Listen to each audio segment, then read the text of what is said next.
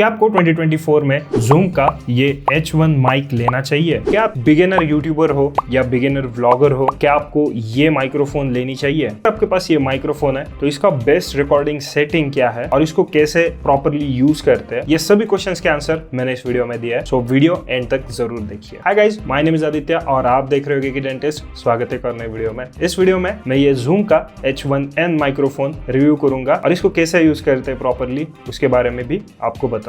तो सबसे पहले करते हैं इसकी अनबॉक्सिंग। हालांकि मैंने ये माइक्रोफोन 2020 में लिया था, अभी 4 साल हो गए मैं यूज कर रहा हूँ इसको, बट मेरे पास इसका बॉक्स पड़ा था, सो सोचा कि री अनबॉक्सिंग भी कर दूं। तो बॉक्स के अंदर आपको सबसे पहले डॉक्यूमेंटेशन मिलता है और ये माइक्रोफोन आता है 2 ऐसे पावरफुल ऑडियो एडिटिंग सॉफ्टवेयर के साथ। वो 2 सॉफ्टवेयर की भी आपको कूपन्स बॉक्स में मिल जाएंगे और उसके बाद आपको माइक्रोफोन मिलेगा, ऑब्वियस सी चीज है वो तो। और साथ ही साथ डिवाइस पावर ऑन करने के लिए 2 AAA बैटरीज भी इन्होंने प्रोवाइड की थी। हालांकि उन्होंने अच्छी कंपनी की बैटरीज दी थी, अब मैंने इसमें एवररेडी की बैटरी डाल दी भाई। सबसे पहले इसका डिजाइन देखते हैं। ऊपर के साइड में आपको 2 माइक्रोफोन्स यहाँ पे मिलते हैं। ये ओमनी डायरेक्शनल माइक है, यानी कि ये 360 साउंड रिकॉर्ड करता है, हर एक डायरेक्शन से ये साउंड रिकॉर्ड करता है। उसके नीचे आपको गेन कंट्रोल करने का नॉब मिलता है, इस पे 0 से लेके 10 तक मार्किंग्स है। राइट साइड में आपको लाइन इन का यहाँ पे पोर्ट दिखता है, जो कि मैं अभी फिलहाल यूज कर रहा हूँ। उसके नीचे माइक्रो SD कार्ड का यहाँ पे आपको स्लॉट मिलता है। उसके नीचे आपको बटन मिलता है एक डिलीट का, तो अगर आपको फाइल डिलीट करनी है डिवाइस में से ही तो आप वहां से ही कर सकते हो। इसमें एक स्लाइडर भी देखने को मिलता है, उसको स्लाइड नीचे करोगे तो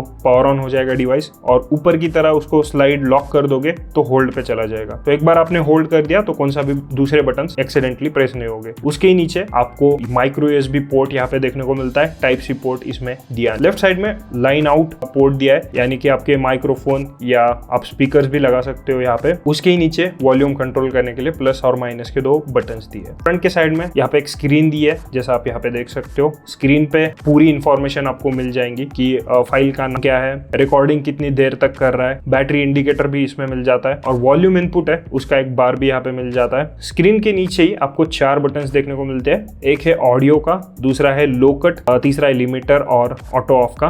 वो मैं आपको आगे वीडियो में बताऊंगा कि इन सब के यूजेस क्या है। डिवाइस के बीच में आपको एक बटन मिलता है, ये रिकॉर्डिंग ऑन ऑफ का बटन है। उसके बाजू में रेड इंडिकेटर है रिकॉर्डिंग का। उसके नीचे और ऑप्शन सिलेक्ट करने के लिए एक बटन है, और ये बटन एज अ स्टॉप भी यूज कर सकते हो। प्ले पॉज का बटन है उसके बाजू में। उसके ही नीचे फॉरवर्ड और बैकवर्ड के 2 बटन्स में। और डिवाइस में एक इनबिल्ट स्पीकर भी आता है, यहाँ पे इसकी ग्रिल है। उतना पावरफुल नहीं है, बट कुछ ना होने से तो कुछ होना अच्छा है भाई। अभी इसके पूरे सेटिंग्स आपको बताऊंगा और आपको कौन से ऑप्टिमल सेटिंग्स यूज करने चाहिए वो भी अभी मैं आपको बताऊंगा। पहला बटन है वो ऑडियो है, उससे आप बेसिकली इसके फॉर्मेट चेंज कर सकते हो। तो इसमें आपको 48 के 16 बिट 24 बिट तक आपको मिल जाता है, और 96K का आपको 24 बिट तक यहाँ पे मिल जाता है। ये वेव फॉर्मेट है, और MP3 फॉर्मेट में आपको 128, 198 और 256K तक आप रिकॉर्ड कर सकते हो। इसका जो बाय डिफॉल्ट ऑडियो फॉर्मेट है वही रहने दो, वो है 48K 16 बिट। बट अगर आपको और अच्छी ऑडियो क्वालिटी चाहिए तो आप आपके हिसाब से चेंज कर सकते हो, हायर क्वालिटी आप सिलेक्ट कर सकते हो। दूसरा जो ऑप्शन है वो है लो कट फ्रीक्वेंसी का, तो इसकी फ्रीक्वेंसी आप ऑफ ही रखना। बट अगर आपको लो वॉल्यूम या लो फ्रीक्वेंसी के साउंड नहीं चाहिए आपके ऑडियो में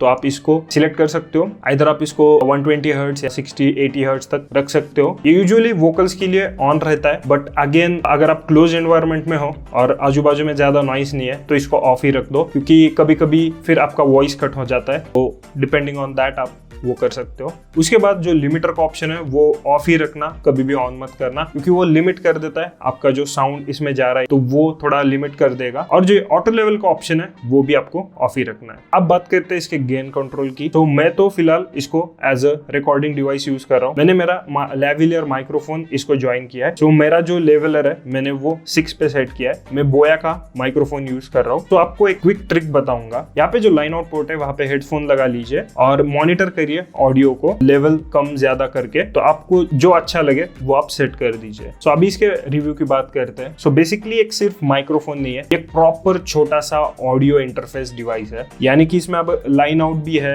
लाइन इन भी है, यानी कि आप दूसरा माइक्रोफोन भी इसको ज्वाइन कर सकते हैं। इससे आप मॉनिटर भी कर सकते हो ऑडियो, कंप्यूटर का ऑडियो सिस्टम ऑडियो इसके थ्रू सुन सकते हो। सो ये एक बहुत पावरफुल डिवाइस है। इसको अगर आपको स्टैंड अलोन यूज करना है तो इसमें आपको 2 AAA बैटरीज लगेंगी। सो बेसिकली आप इसका माइक्रोफोन भी यूज कर सकते हो। अभी फिलहाल मैं इसका माइक्रोफोन यूज कर रहा हूँ, या फिर आप इससे दूसरा माइक्रोफोन कनेक्ट कर सकते हो, या फिर लेवलियर माइक्रोफोन कनेक्ट कर सकते हो, जैसे कि मैंने अभी फिलहाल किया है, और उससे भी रिकॉर्ड कर सकते हो। और पावर की बात हो ही रही है तो इसमें आपको माइक्रो यूएसबी पोर्ट भी मिलता है, तो इससे भी आप इस डिवाइस को पावर ऑन कर सकते हैं। एक बार ये कंप्यूटर को कनेक्ट होने के बाद आप इससे directly as a mic use कर सकते हैं, या फिर as a audio interface device use कर सकते हैं। तो अभी मैं बताऊंगा कि ये माइक्रोफोन है किन लोगों के लिए। सबसे पहले अगर आप एक म्यूजिशियन हो तो ये माइक्रोफोन भाई आपके लिए बनाया है। ऑन द गो आप इस माइक को ले जा सकते हो, कहीं पे भी सेटअप कर सकते हो और कहीं पे भी रिकॉर्ड कर सकते हो। ये काफी अच्छा माइक्रोफोन है रिकॉर्डिंग के लिए, स्पेशली जो म्यूजिकल इंस्ट्रूमेंट्स है वो तो ये काफी अच्छे से रिकॉर्ड करता है। ये रहे इसके कुछ सैंपल्स।